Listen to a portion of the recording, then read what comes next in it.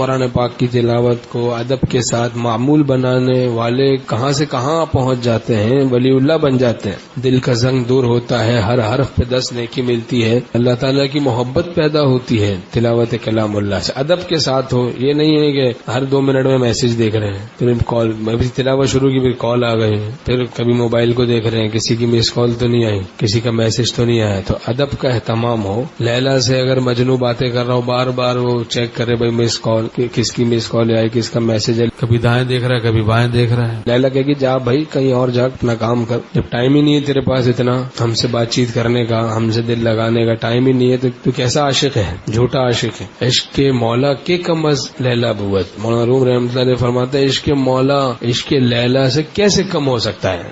ہمارے شیخ رحمۃ اللہ نے فرمایا ایک بادشاہ تھا، تو اس کے دربار میں ایک درباری جو تھا تو اس نے اپنے بٹن کو ٹھیک کیا. تو اس بادشاہ نے کہا کہ آج یہ حماقت کی ہے، غلطی کی ہے، اپنے بٹن کو تم نے ہمارے ہوتے ہوئے ٹھیک کیا، میرے ہوتے ہوئے تیری توجہ اپنی طرف گئی کیوں؟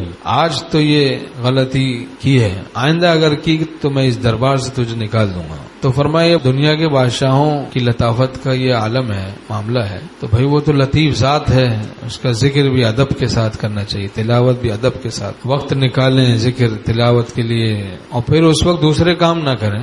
بہت ہی مجبوری ہو تو ایک اور بات ہے، بہت ہی مجبوری ہو تو ایک اور بات ہے، لیکن عادت بنا لینا یہ تو اللہ کا کرم ہے، رحم ہے، رحمت ہے کہ ہم لوگ بے ادبیوں کے ساتھ ان کو یاد کرتے ہیں، پھر بھی وہ ہم سے اپنی یاد کی توفیق کو سلب نہیں فرماتے. یہ اس کی رحمت کا اثر ہے، کرم ہے، واقعی یہ ان کا کرم ہے، احسان ہے، عطا ہے کہ بے ادبیاں تو ہو جاتی ہیں، پھر بھی وہ ہم لوگوں سے اپنے ذکر، پھر اگلے دن ذکر، پھر تلاوت کی توفیق سلب نہیں فرماتے. تو اس کا کرم ہے، وہ ارحم الراحمین، وہ سب رحم کرنے والوں سے بڑھ کر رحم کرنے والا ہے. تو ایسے پروردگار پر تو اور زیادہ مرنا مٹنا چاہیے، اور زیادہ ادب کو ہم اختیار کریں، اور للہیت کو اختیار کریں، اور تقوی کو اختیار کریں. اللہ ہم سب کو اس کی توفیق نصیب فرمائے، اپنی غفلت کو ہم دور کریں.